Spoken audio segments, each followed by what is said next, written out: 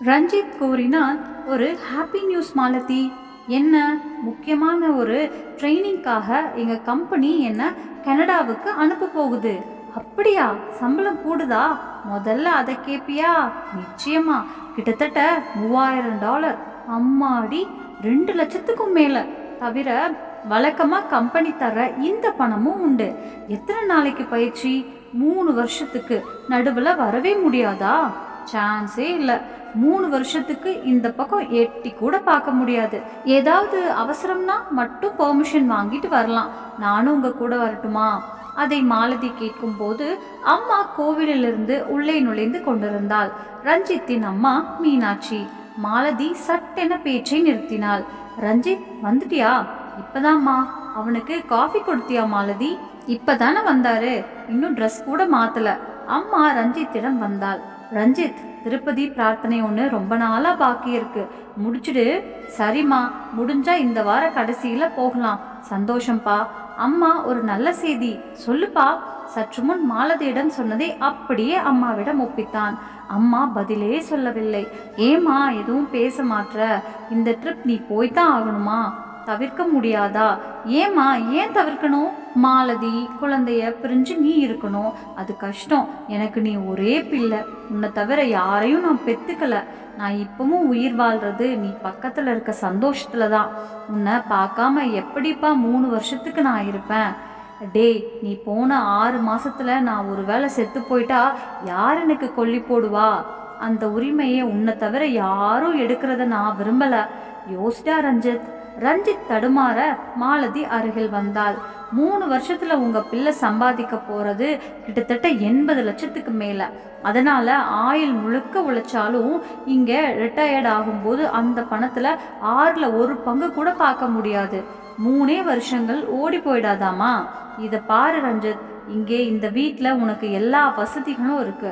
இல்லைம்மா, இந்த சான்ஸை விட்டா நான் பைத்தியக்கார. நான் போகத்தான் போறேன். மாலதி இடையில் வந்து, நீங்க போங்க, நான் உங்களை தடுக்கல என்று சொல்லியதும் ரஞ்சித் உள்ளே போய்விட்டான்.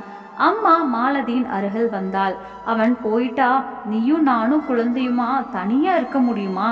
அதற்கு மாலதி, அதை பிறகு யோசிக்கலாம், இப்ப ஏன் அதை பத்தி எதுக்கு பேசிக்கிட்டு என்றாள். இரவு சாப்பாடு ஆனதும் அவர்களது 7 வயது மகள் திவ்யா உறங்க தொடங்கிவிட்டாள். அவளை கட்டிலில் படுக்க வைத்து விட்டு மாலதியும் வந்து உட்கார்ந்தாள். இதை பாருங்க, தூக்கம் அப்புறம், இப்போ நாம கொஞ்சம் யோசிக்கணும். சொல்லு, உங்க கூட கனடாவுக்கு நானும் வர வாய்ப்புண்டா? இல்லம்மா, அது கஷ்டம். விசா வாங்க காரணம் வேணும். படக்குன்னு நீ கிளம்பி வந்துட முடியாது. நான் ஆஃபீஷியலாக போகிறேன், நீயும் இங்கே தான் இருக்க வேண்டி வரும். நீ என்ன சொல்ல வர? நானும் பட்டதாரி, கம்ப்யூட்டர் தட்டச்சு பயிற்சி முடிச்சிருக்கேன். வேலைக்கு போக வேண்டான்னு நீங்கள் சொன்னதால தான் நான் வேலைக்கு போகலை. நீங்களும் ஃபாரின் போய்விட்டா எனக்கு போர் அடிக்கும். நான் வேலைக்கு போகட்டுமா என்று கேட்க சரி என்று சொன்னான் ரஞ்சித். இப்போ கிட்டத்தட்ட வாடகை 6000 ரூபாய். சரி, நீங்கள் போயிட்டா இத்தனை பெரிய வீடு எங்களுக்கு எதுக்கு? காலி பண்ணிட்டு சின்ன வீட்டுக்கு போகலான்னு சொல்றியா? தேவையில்லை, எங்கள் அம்மா வீட்டுக்கு போயிடலான்னு சொல்கிறேன். நம்மக்கிட்ட இருக்கிறதுல பெரும்பாலான பொருட்கள் பழசுதான். அதெல்லாம் விற்றுட்டு மீதியை அம்மா வீட்டில் போட்டு பூட்டிடுறது. நீங்கள் திரும்பினதும் சொந்த வீடு உட்பட புதுசாக தானே வாங்க போகிறோம். மாலதி, இருங்க, இப்போ நமக்கு குடும்ப செலவு மாதம் 10,000க்கு மேலே ஆகுது. எங்கள் அம்மா வீட்டில் நான் இருந்தால் வாடகை கட்டு, மீதி 4000 தான். அவ்வளோ கூட செலவாகாது. எனக்கு வேலை கிடைச்சி சம்பளம் வந்துட்டா அங்கே வாங்குற உங்கள் சம்பளத்தை 3 வருஷத்துக்கு ஃபிக்ஸட் டெபாசிட்டில் போட்டுடலாம். சரி, ஒரு சிக்கல் இருக்கு. நீங்கள் உங்கள் அம்மா வீட்டில் நம்ம குழந்தையோட தங்கலாம். எங்கள் அம்மா அங்கே வந்து எப்படி இருக்க முடியும்?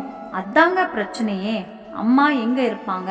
உங்கள் மாமா ஒருத்தர் இருக்கார் இல்லையா திருத்தணியில், அங்கே உங்கள் அம்மா போயிருக்கலாம். அதெல்லாம் சரிப்படாது மாலதி. மாமா கிட்ட டச்சே இல்லை எங்களுக்கு.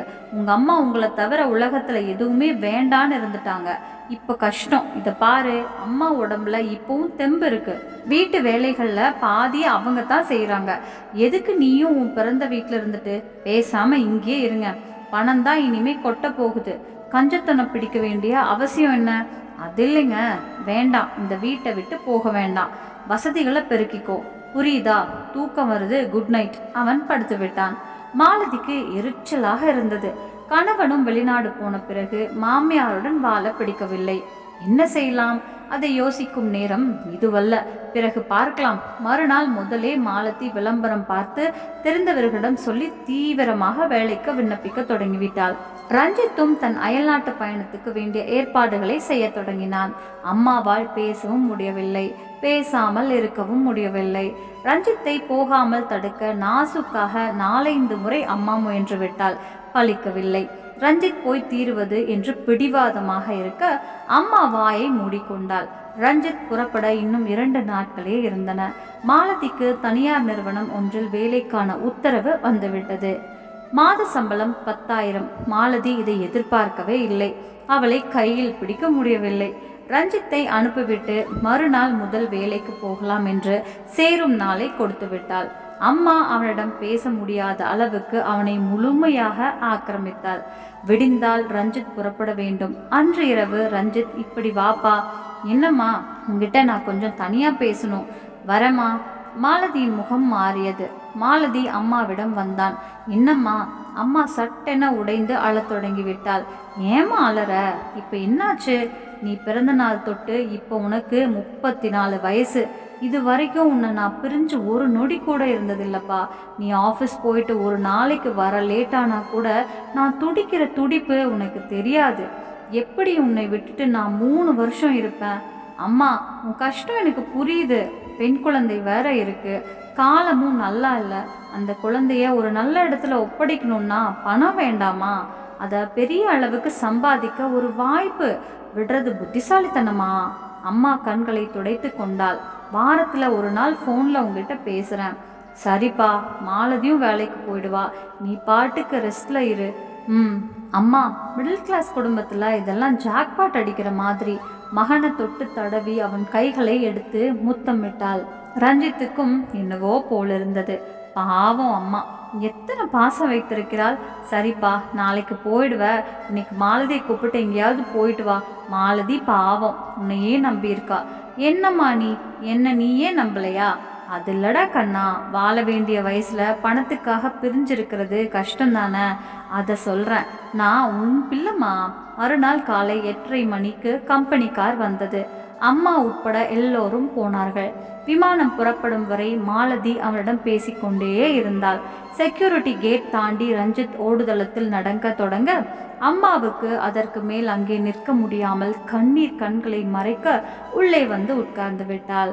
15 நிமிடங்கள் கழித்து மாலதி வந்தாள். அவளது அப்பா அம்மாவும் வந்தார்கள். மாலதியின் அம்மா, மாலதி நீ வாயேன், நாளையிலிருந்து ஆஃபீஸுக்கு போகணும். நம்ம வீட்டில் இருந்துட்டு போயேன். அத்தையை எப்படி தனியா விட்டுட்டு? மாமியார் மீனாட்சி, மாலதி நீ அம்மா வீட்டுக்கு போயிட்டு வாமா, நான் தனியா இருந்துக்கிறேன். சரி, உங்களை இறக்கி விட்டுட்டு நான் போறேன். என்னடி செய்ய போற? உன் கேள்வி புரியல. நம்ம வீட்டில் நிறைய இடம் இருக்கு, சொந்த வீடு வேற. நான் உங்க அப்பா தங்கச்சி தான், நீ தாராளமா வந்திருக்கலாம். குழந்தைக்கு இங்கே பக்கமா இருக்கிற மாதிரி ஒரு ஸ்கூல்ல மாத்தி போட்டுடலாம். அப்பா ஆஃபீஸுக்கு போகும்போது உன்னை ட்ராப் பண்ணிடுவாரு. எல்லாம் சரிம்மா. கிளவிய நான் என்ன செய்யறது? சொந்தக்காரங்க வீடு இல்லையா? சரிப்படாதுமா. ஏண்டி, புருஷனோட ஒரு தனி கொடுத்தனும் அது இதுன்னு ஒரு நாள் கூட ஃப்ரீயா நீ இருந்ததில்ல. அவர் வெளிநாடு போயிட்டும் இந்த கிளத்தை கழட்டிட்டு அழணும்னு எப்படி? அதான் எனக்கும் எரிச்சலா இருக்கு. மாலை அப்பா வந்தார். நாளையிலிருந்து புது வேலையில சேரணுமா? என்னங்க, அந்த கிழவி என்ன செய்யலாம்? அவ உன்னை என்ன செஞ்சா? நம்ம மாலதிக்கு ஒரு கால் கட்டா இருக்காளே, என்னப்பா செய்யலாம்? மாமியாருக்காகத்தான் இப்போ ஒரு வீடு.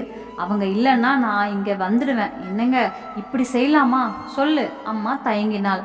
எதுவானாலும் சொல்லு, சொன்னா தானே எங்களுக்கு தெரியும். ஒரு முதியோர் இல்லத்தில் கொண்டு போய் அந்த அம்மாவை விட்டுட்டா?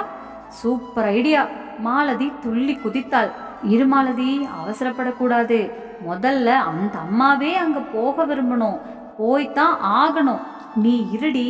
அவங்க பிள்ளைக்கு அது தெரிய வந்தா அவர் உடனே அமெரிக்காவிலிருந்து புறப்பட்டு வந்துட போறாராக்கும். அவருக்கு ஏன் தெரியணும்? அப்பா யோசிக்க தொடங்கினார். கவிதா, இது கொஞ்சம் கிரிட்டிக்கல் இஷ்யூ. குடும்பம்னு ஒன்று இருக்கும்போது ஏன் முதியோர் இல்லைன்னு உன் மாமியார் நிச்சயமா கேட்பாங்க. முதியோர் இல்லத்துக்கு போறத பல பெரியவங்க விரும்புறதில்ல. பிள்ளைக்கு அது அவமானம்னு கருதுறாங்க. அப்பா அவர் இருந்தா இதை நான் பேசவே போறதில்ல. மாப்பிள்ள இங்க இல்ல. 3 வருஷம் இந்த மூட்டையை இவ சுமக்கணுமா? என்னடி பேசுற? மாமியார் இவ இடுப்புல ஏறி உட்காரவா போறா? மாலதி, இதுக்கு உங்க அப்பா ஆலோசனை சரிப்படாது. நீயும் நானும் கலந்து பேசி முடிவெடுக்கலாம். அது நிஜந்தாம்மா. 2 பொம்பளைங்க ஒன்னா சேர்ந்தாதான் கூடிய கெடுக்க முடியும். நான் தலையிடல போறேன். தங்கை அருகில் வந்தாள். அக்கா, அவசரப்பட்டு எதையாவது செஞ்சுட்டு வயசானவங்க சாபத்துக்கு ஆளாகாத. நீ உன்னோட வேலையை மட்டும் பார்த்துக்கிட்டு போ. வந்துட்டா அட்வைஸ் பண்ண. தங்கை எரிச்சலுடன் வெளியேற அம்மாவுடன் பெட்ரூமுக்குள் போய் கதவை தாளிட்டு கொண்டாள். அம்மா, எங்க மாமியார முதியோர் இல்லத்துக்கு அனுப்புறது அத்தனை சுலபம் இல்லை. தெரியும்டி, நீ வழக்கம் போல இயல்பா இருந்தா கிளவிக்கு போகவே தோணாது. என்னம்மா செய்யலாம்? வெறுப்பேத்து. அது நியாயமாமா? இதை பாருடி, 4 காசு சேரணும், சந்தோஷமா சுதந்திரமா இருக்கணும்னா எல்லாத்தையும் யோசனை பண்ணிட்டு இருக்கக்கூடாது. கிளவி உங்க கூடவே இருக்கிறது மடியில பூனையை கட்டிக்கிட்ட மாதிரி சரிப்படாது. நீ நடந்துக்கிற முறையில அந்த அம்மாவே முதியோருள்ள எங்கேன்னு கேட்கணும். முடியுமா? நான் சொல்லித்தரேன்டி. என் மாமியார் அதான் உங்க பாட்டிய அந்த காலத்திலேயே எத்தனை நசுக்கா விரட்டி அடிச்சிருக்கேன் தெரியுமா? நாம நல்லா இருக்கணும்னா மற்றவங்களை பத்தி ரொம்ப கவலைப்படக்கூடாது. புரியுதா உனக்கு? சரிம்மா. அன்று இரவு மாலதி அம்மா சொல்லி தந்ததை எல்லாம் அசை போட்டாள். அதில் சிலதை தள்ளிவிட்டு முக்கியமான விஷயங்களை தன் ஸ்டைலுக்கு மாற்றி அமைத்து கொண்டாள். மாலதியும் நேராக பிறந்த வீட்டுக்கு போய்விட்டதால் வீட்டுக்கு வந்ததும் மீனாட்சிக்கு அழுகை முட்டி கொண்டு வந்தது. 3 வருடங்களுக்கு ரஞ்சித்தை இனி பார்க்க முடியாது. அதுவரை நான் உயிருடன் இருப்பேனா? நிச்சயம் இருப்பேன். என் பிள்ளை திரும்பும் வரை இந்த உயிர் இருக்கும், இன்னும் தெம்பாக இருக்கும். மருமகளும் வேலைக்கு போற காரணமா நான் தைரியமா உற்சாகமா இருக்கணும். மாலதியையும் குழந்தையும் ஜாக்கிரதையா பார்த்துக்கணும். அது என் பொறுப்பு. இரவு உறக்கம் வரவில்லை. ரஞ்சித் இருக்கும்போது காலை 7:30க்கே புறப்பட வேண்டும் என்பதால் தினசரி 4:30க்கு அம்மா எழுந்து விடுவாள். டிஃபன் சாப்பாடு எல்லாம் தயாரித்து முடித்த பின்புதான் மாலதி எழுந்தே வருவாள். ரஞ்சித் கூட இதை ஒரு முறை கண்டித்து விட்டான். நீ எழுந்து செய்ய மாலதி, வயசான காலத்துல அம்மாவுக்கு முடியணுமே. அடே, அவ மாட்டேன் நான் சொல்றா. நான் எழுந்து செஞ்சு வச்சிட்றேன். என்னால் முடியலன்னா அவ தானே செஞ்சாகணும் இந்த வீட்டில். இதை பாரப்பா, வயசாயிட்டா உடனே படுத்துக்கணும்னு இல்லை. உடம்புல தெம்பு இருந்தா தாராளமாக வேலை செய்யலாம். நீ பண்ணுற மாதிரி ரசம் யார் பண்ணினாலும் வர்றதில்லம்மா. கண்ணா, இந்த மாதிரி ஒரு வார்த்தைக்காக நான் உழைக்கலாம். நினைவுகளை கலைந்தால் அம்மா. பாவம் ரஞ்சித், குழந்தை மனசு எதையும் உடனுக்குடன் பாராட்டும் தன்மை. எத்தனை பேரால் இப்படி வெளிப்படையா பேச முடியும்? மறுநாள் மாலை 6 மணிக்கு மாலதி குழந்தையுடன் வந்துவிட்டாள். இன்னைக்கே வந்துட்டியாமா? மாலதி நிமிர்ந்து பார்த்தாள். யுத்தத்தை இப்போதே தொடங்கி விடலாமா? ஆமாம். எதுக்காக லேட் பண்ணணும்? ஏன் என்னை எதிர்பார்க்கலையா? இல்லை, அம்மா வீட்டுக்கு போன காரணமா நீ 4 நாள் இருப்பியோன்னு நினச்சேன். அவர் ஊரில் இருந்தால் 4 நாள் என்ன, 1 வாரம் கூட இருக்கலாம். இப்போ இருக்க முடியாதே. உங்களை தனியாக விட்டுட்டு போனேன்னு நாளைக்கு நீங்களே குத்தி காட்டலாம். மாலதி, நீயா பேசுகிற? என்னம்மா ஆச்சு உனக்கு? என் மனசில் 1000 வேதனைகள் எல்லாத்தையும் உங்ககிட்ட சொல்லிட முடியுமா? சொன்னாதான் உங்களால் தீர்த்து வைக்க முடியுமா? இது பாரு மாலதி, அவனும் இல்லை. 3 வருஷங்கள் நாம தான் சேர்ந்து வாழ போகிறோம். நமக்குள்ள எந்த பிரச்சனையும் வரக்கூடாது. இதை ஏன் என்கிட்ட சொல்கிறீங்க? நான் சண்டை போடுற பொம்பளைன்னு சொல்லாமல் சொல்கிறீங்களா? ஐயோ இல்லைம்மா, தெரியும். அவர் இருக்கிற வரைக்கும் ஒரு மாதிரி, அவர் தலை மறைஞ்சதும் பேச்சோட தினசே மாறுது. ஏமா மாலதி இப்படியெல்லாம் பேசுகிற? எப்படி பேசுன? ஏன் சத்தம் போடுறீங்க? மீனாட்சி நிலை குலைந்தாள். எப்படி பேசினாலும் மடக்குகிறாள். இது மாதிரி பேசவே மாட்டாளே, ஏன்?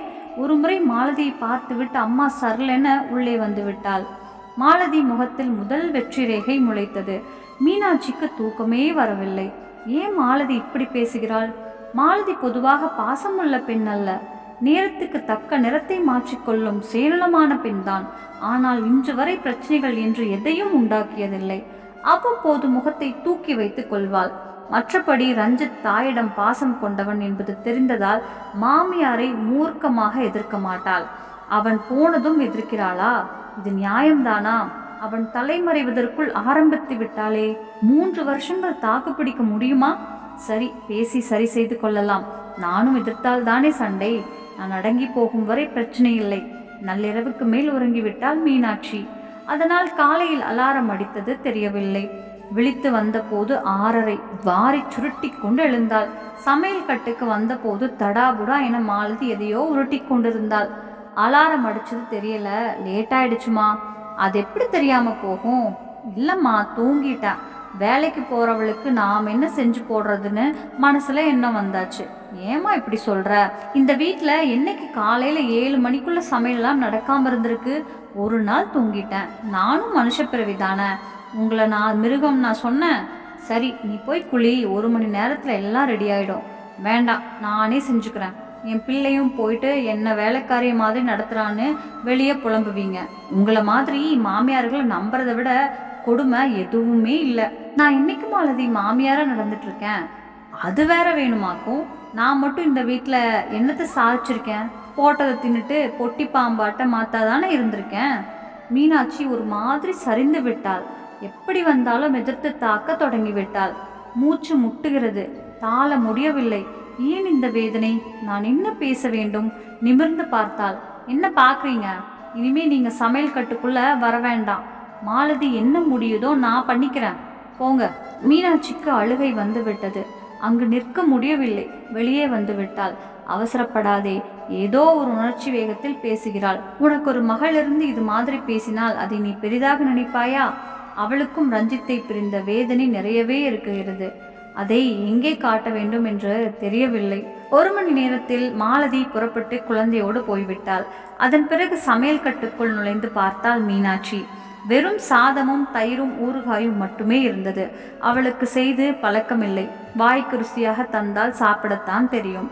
தேவையில்லாமல் ஒரு ஆவேசம். இரவுக்கு நல்ல சமையலாக செய்து கொள்ளலாம். அதற்குள் கோபம் குறைந்துவிடும். மாலை 6 மணிக்கு தொடங்கிவிட்டால் சமையலை. 7 மணிக்கு மாலதி குழந்தையுடன் வந்தாள். சமையல் சூடாக இருந்தது. மாலதி உடைமாற்றி கை கால்களை கழுவி கொண்டு வந்தாள். வா மாலதி, வத்த குழம்பு, உனக்கு பிடிச்ச கத்திரிக்காய் எண்ணெய் கறியும் சூடா இருக்கு. சமைச்சிங்களா? ஆமா, இப்பதான். நாக்க அடக்க முடியலையாக்கும். என்னம்மா சொல்ற? நான் என்ன சொன்னேன் காலையில? என்ன சொன்னேன்? இனிமே சமையல் கட்டுக்குள்ள நீங்க வரக்கூடாதுன்னு சொன்னேன். ஒரு கோபத்துல சொன்னதை நான் பெருசா எடுத்துக்கல. அது சும்மா இல்ல, நெஜம். ஏன் இப்படி பேசுற? நீ உத்தியோகமும் பார்த்துட்டு வீட்டு வேலைகளையும் ஏன் செய்யணும்? ஏன் தலையெழுத்து. நான் இருக்கும்போது உனக்கே அந்த கஷ்டம். இதை பாருங்க, உங்க இஷ்டத்துக்கு எதுவும் செய்ய வேண்டாம். சமையல் கட்டுக்குள்ள நீங்க போகக்கூடாதுன்னா கூடாது. சரி, இப்போ நீ சாப்பிடவா? நீங்க சமைச்ச சாப்பாடு எனக்கு தேவையில்லை. ஏமா இப்படி நடந்துக்கிற? அப்படி நான் என்னமா பாவம் செஞ்சேன்? பாவம் செஞ்சது நான் புருஷன் இல்லாதப்பவும் மாமியாரை கட்டிட்டு அழ வேண்டி இருக்கே. மாலதியிடம் குழந்தை ஏதோ கேட்டது. பளீரென ஒன்று கொடுத்தாள். குழந்தைய அடிக்காதேம்மா, பெரியவங்களை அடிக்க முடியல. என் கோபத்தை எப்படி எங்க கொட்டுறது? மீனாட்சி இருண்டு போனாள். வேண்டுமென்றே எதிர்க்கிறாள். என்ன உள்நோக்கம்? ஏன் இப்படி செய்கிறாள்? வாங்கி வந்த பிரெட்டை குழந்தைக்கு ஊட்டி தானும் சாப்பிட்டாள். பாலை சுட வைத்து இருவரும் குடித்தார்கள். சமைத்த சாப்பாடு அப்படியே இருந்தது. மீனாட்சிக்கும் சாப்பிட பிடிக்கவில்லை. விளக்கை அணைத்து கதவுகளை சரி பார்த்துவிட்டு வந்து படுத்தாள். மாலதி இன்னும் என்னெல்லாம் செய்ய போகிறாள்? ரஞ்சித் போய் 3 நாளைக்குள் இத்தனை தீவிரமாக இருப்பவள் எந்த எல்லை வரை போவாள்? குழப்பமாக இருந்தது. எனக்கும் இதை விட்டால் வேறு போக்கிடம் ஏது? மகனே, ஏன் என்னை விட்டு போனாய்? வயதான காலத்தில் நீ எங்கே போனாலும் என்னை வழியனுப்பி விட்டு போகக்கூடாதா? கண்ணீர் பொங்கியது. மறுநாள் காலை அலாரம் அடித்த போது உடம்பு முழுக்க பதறியது. வேண்டாம், திரும்பவும் ஒரு யுத்தத்துக்கு விதை போடக்கூடாது. அது முறையல்ல. திடீரென அந்த வீட்டுக்கே தான் அந்நியமாக்கி போனதை போல் ஒரு உணர்வு. மாலதி எழுந்து ஏதோ செய்தாள். குழந்தைக்கும் தந்தாள். சேலை மாற்றிக்கொண்டு தயாராகிவிட்டாள். டெலிஃபோன் மணி நீளமாக ஒலித்தது. மாலதி ஓடி போய் ரிசீவரை எடுத்தாள். ஹலோ, நீங்களா? நான் மாலதி பேசுறேன். அம்மா திடீரென திரும்பினாள். ரஞ்சித் பேசுகிறான். மாலதி பேச தொடங்கிவிட்டாள். சௌக்கியம்தானே?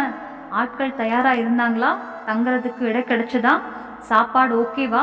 நம்ம தமிழ்நாடு சாப்பாடு பக்கத்தில் இருக்கா? தொடர்ந்து பேசினாள். அம்மா பக்கத்தில் வந்து நின்று கொண்டாள். குழந்தைகிட்ட கொடுக்குறேன். குழந்தை ரிசீவரை வாங்கி பேசியது. பாட்டி, இந்தா, உங்ககிட்ட அப்பா பேசணுமா? குழந்தை ரிசீவரை தர அம்மா கை நீட்டுவதற்குள் நடுவில் புகுந்து அதை வாங்கி கொண்ட மாலதி, அத்தை வீட்டில் இல்லை, கோயிலுக்கு போயிருக்காங்க. நான் வந்ததும் சொல்கிறேன். ரிசீவரை வைத்து விட்டாள். ஏமா பொய் சொல்கிற? பாட்டி இங்கே தானே இருக்காங்க. நீ பேசின அடிச்ச கொன்னுடுவேன் போ என்று திரும்பினாள். ஏமா மாலதி இப்படி செஞ்ச? இந்த உயிர் வாழ்றதே அவனை நினச்சிதான்.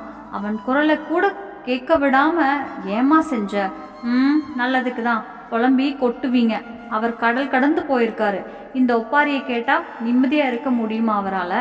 நான் அழுவேன்னு உங்ககிட்ட சொன்னேனா? பேசி முடிச்சாச்சு, விடுங்க. புறப்பட்டு போய் கொண்டே இருந்தாள். மீனாட்சி மடிந்து அப்படியே உட்கார்ந்தாள். அழுகை பீரிட்டது. ரஞ்சித் உன்னுடன் பேச விடாமல் தடுத்து விட்டாள். உன் நம்பர் தெரியாது, தெரிந்தாலும் உன்னை அழைத்து பேசவெல்லாம் தெரியாது.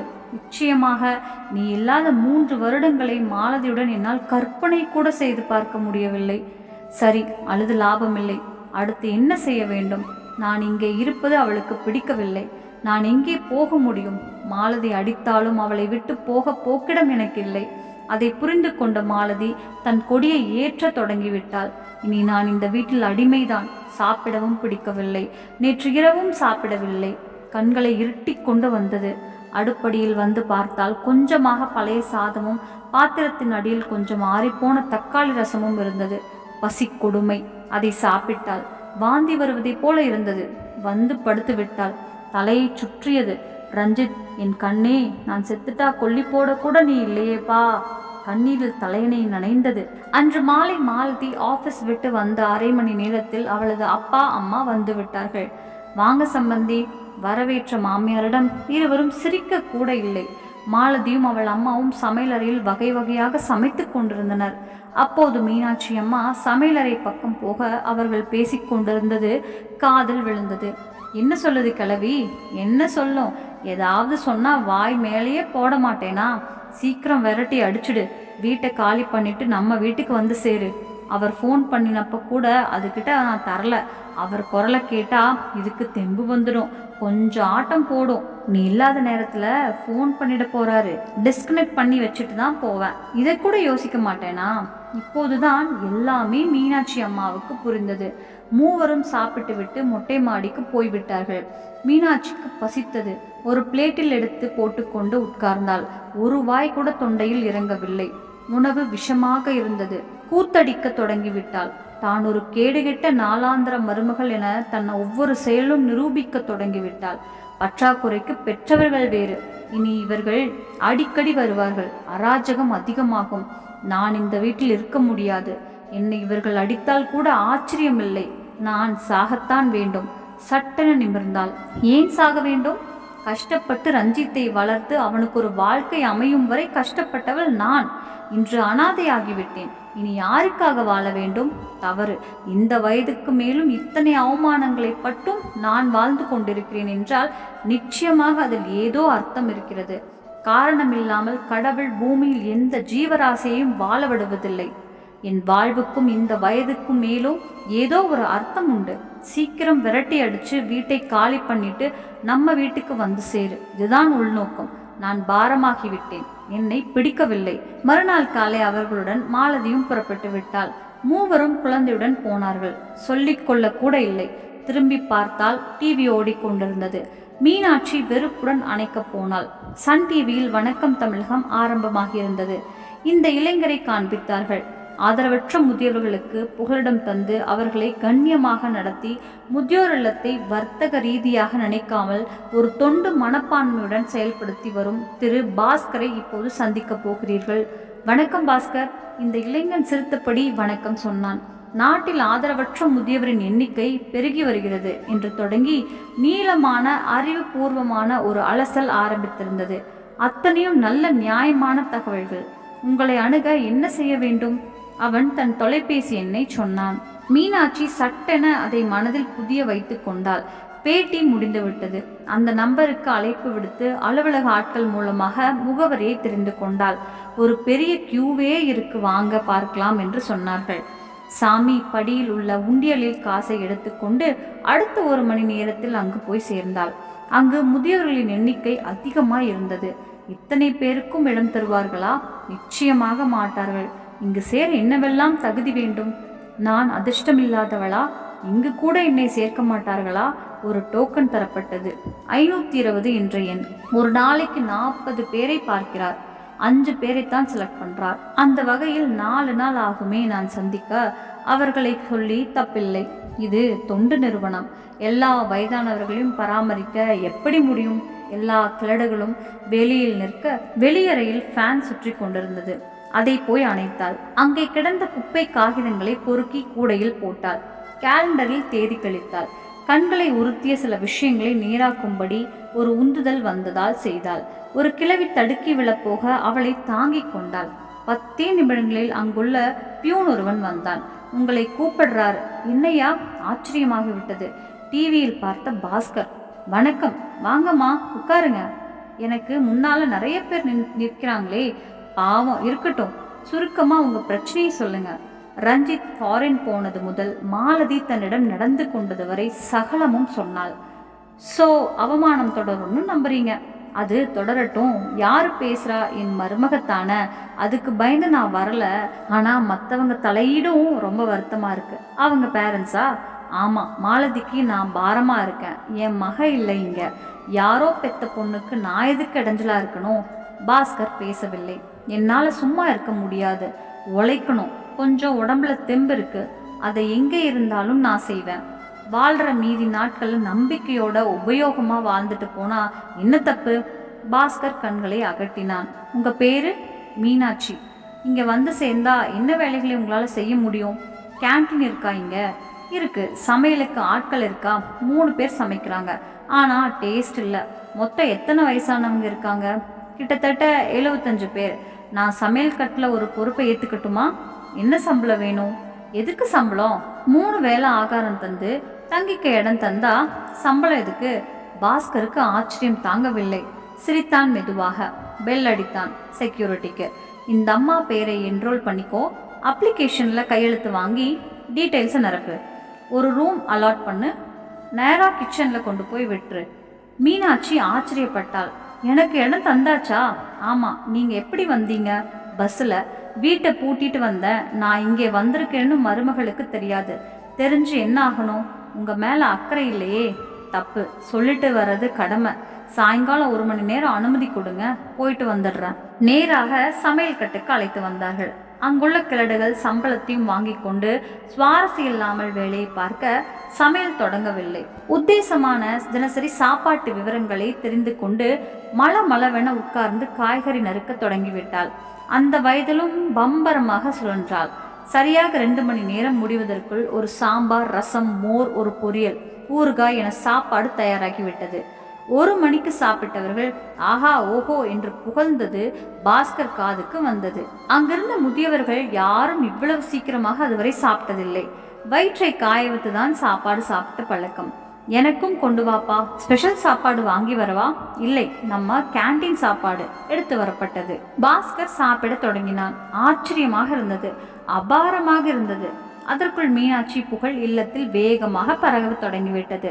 சமையல் மட்டுமல்லாமல் வேறு பல உதவிகளையும் அவள் செய்ய தொடங்கியதும் காதுக்கு வந்தது. மாலை 4:30க்கு பாஸ்கர் அழைத்தான். புறப்படுங்க. எங்க? உங்க வீட்டுக்கு. நான் வெளியே போறேன், என் கார்ல வந்துடுங்க. விவரத்தை சொல்லிட்டு என் கார்லயே திரும்பிடுங்க. உங்களுக்கு சிரமம் இல்லம்மா, வாங்க. மீனாட்சி அம்மாள் காரில் ஏறி உட்கார்ந்தாள். காரோட தொடங்கிவிட்டது. பல முதியோர்கள் உடம்புல தெம்பு ஓரளவுக்கு இருந்தாலும் துரும்பை கூட கிள்ளி போட மாட்டாங்க. நீங்க விதிவிலக்கு. என் கார்ல வந்துடுங்க. விவரத்தை சொல்லிட்டு என் கார்லயே திரும்பிடுங்க. வீடு திறந்திருந்தது.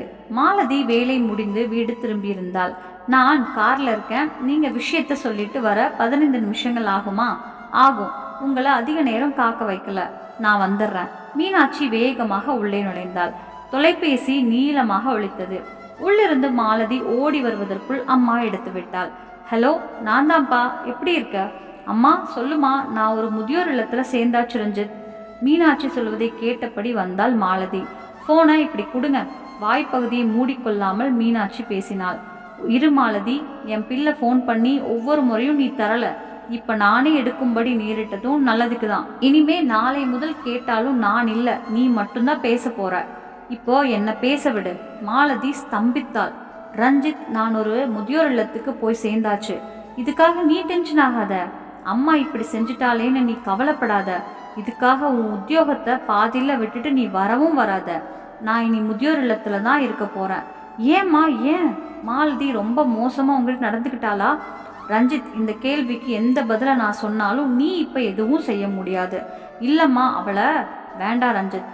நான் வாழ்க்கையை வெறுத்துட்டு முதியோர் இல்லத்துல ஒரு மூலையில போய் உட்கார்ல, சந்தோஷமா தான் போறேன். ரஞ்சித், உனக்கு உன் அம்மாவை, அதாவது என்ன தெரியும். எதுக்கும் நான் சோர்ந்து போக மாட்டேன். எனக்கு ஆயில போட்டு வச்சிருந்தா நீ திரும்பினதும் பார்க்கலாம். நீ நிம்மதியாக உன் வேலையை பாரு. அம்மா திருப்தியாக தான் வாழ்கிறேன். மாலதி கிட்ட தரட்டுமா? வேண்டாம்மா. ரஞ்சித் ரிசீவரை வைத்து விட்டான். மீனாட்சியும் வைத்தாள். வச்சுட்டாரா? கட்டின புருஷன் எனக்கு இல்லைன்னு ஆகணும், அந்த அளவுக்கு போட்டு கொடுத்தாச்சா? இதை பாரும்மா, உங்ககிட்ட பேச எனக்கு அதிகமாக நேரம் இல்லை. வாசலில் கார் நிற்குது. ஆனால் ஒரு சில வார்த்தைகளை நான் சொல்லிட்டு போயிடுறேன். உனக்கு எந்த விதத்திலும் இடைஞ்சல் இல்லாமல் நானே விலகி வந்தாச்சு. அப்புறம் என்னை நீ குறை சொல்லிட்டு அலைஞ்சா இந்த பூமியில் தெய்வம்னு ஒன்று உண்டு, அவ்வளோதான் நான் சொல்லுவேன். என்ன சாபமா? இல்லைம்மா, மனசில் உள்ள தாபம். நான் வரேன். நில்லுங்க. மீனாட்சி நின்றாள். அங்கே சரிப்படலைன்னா மறுபடியும் திரும்பலான்னு என்ன வேண்டாம். கவலையே படாத. வயசான காலத்தில் நீ ஒருவேளை அங்கே வரலாம், ஆனால் நான் இங்கே வரமாட்டேன். வேகமாக வாசலுக்கு வந்து விட்டாள். பாஸ்கர் காரில் உட்கார்ந்திருந்தான். மீனாட்சி காரில் ஏறி முதியோர் இல்லம் புறப்பட்டாள். நம்ம சேனல்ல பிடிச்சிருச்சுன்னா லைக் பண்ணுங்க, ஷேர் பண்ணுங்க, சப்ஸ்கிரைப் பண்ணுங்க.